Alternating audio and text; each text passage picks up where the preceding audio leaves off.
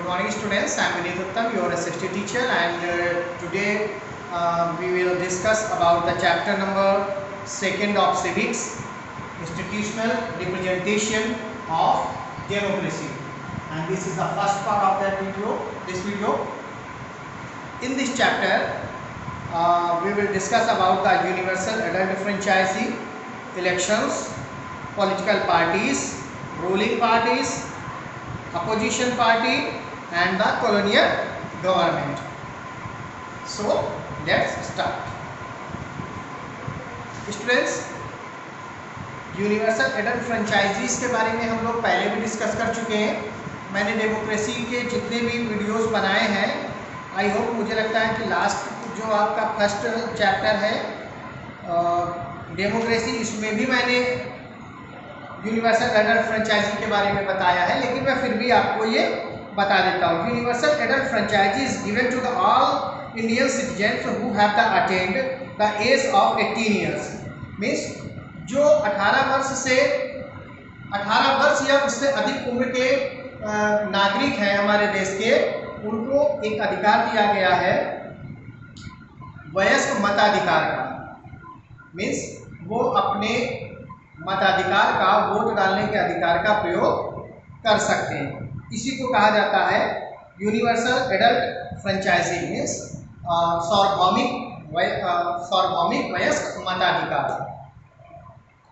Article number 325 of the Constitution provides that no citizens of India shall be declared from all inclusions in the voter list on the basis of the region, caste, race or sex।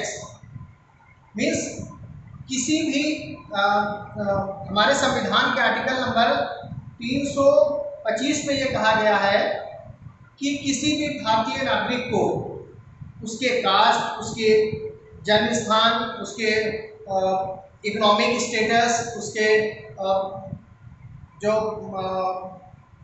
अमीर है कि गरीब है या social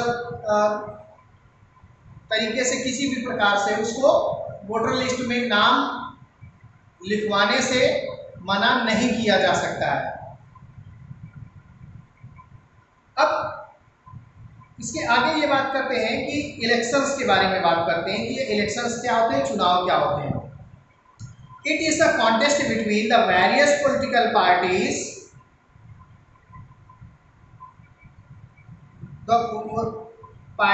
the party that gets the maximum representations number of the seats form the government।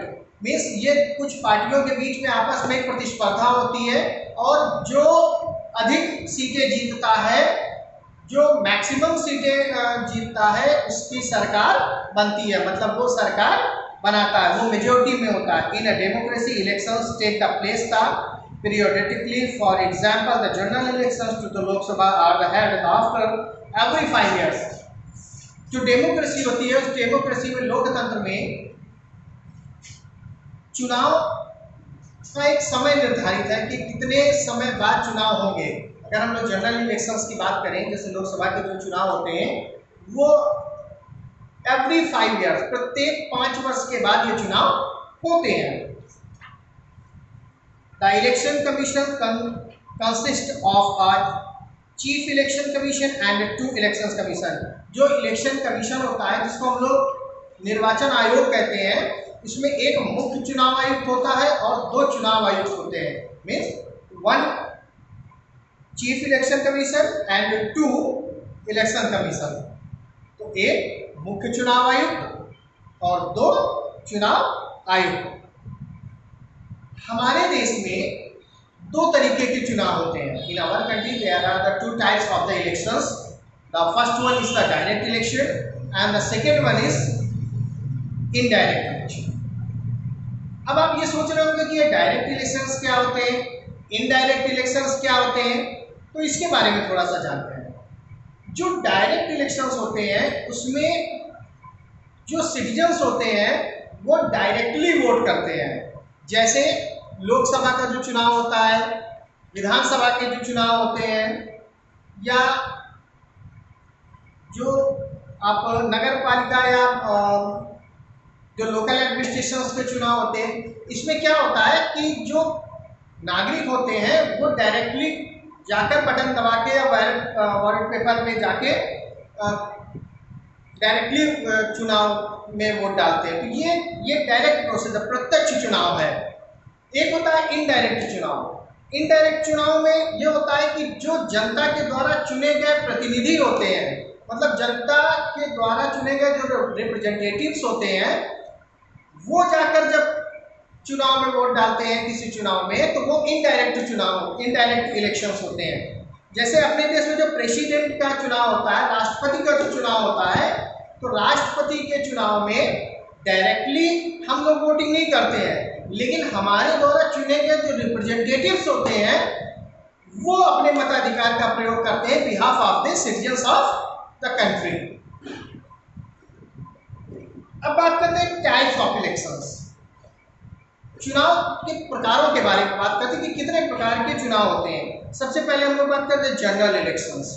General elections का मतलब होता है कि जब हर 5 साल बाद आप चुनाव करा रहे हैं या चुनाव हो रहे होते हैं, तो उन्हें जनरल इलेक्शंस कहते हैं। मतलब एक सरकार खत्म हुई, इसके पास मतलब एक सरकार बनी, उसने 5 साल अपना कार्य किया, 5 साल बाद जब उसका कार्यकाल खत्म हुआ तो फिर चुनाव हो गए, फिर जो सरकार बनी फिर उसने 5 साल काम किया, और इसके बाद इस तरह ये एक के बाद एक गवर्नमेंट और इलेक्शंस होते रहते हैं।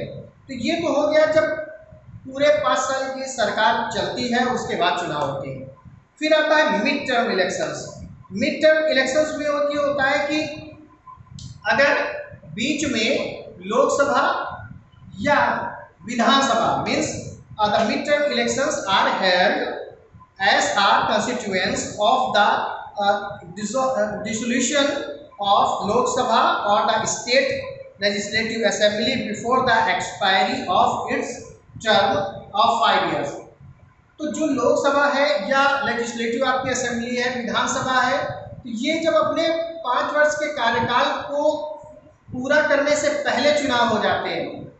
एग्जाम्पल की तरह अगर देखें कि अगर कोई सरकार बनती है और 5 साल के कार्यकाल को पूरा नहीं कर पाती और बीच में 2 साल 3 साल या 4 साल में ही अगर वो जो गवर्नमेंट है वो डिसॉल्व हो जाती है, लोकसभा डिसॉल्व हो जाता है, तो दोबारा चुनाव कराया जाएंगे। ये मिड टर्म हो गया, मतलब टर्म्स के बीच में ही चुनाव हो गए।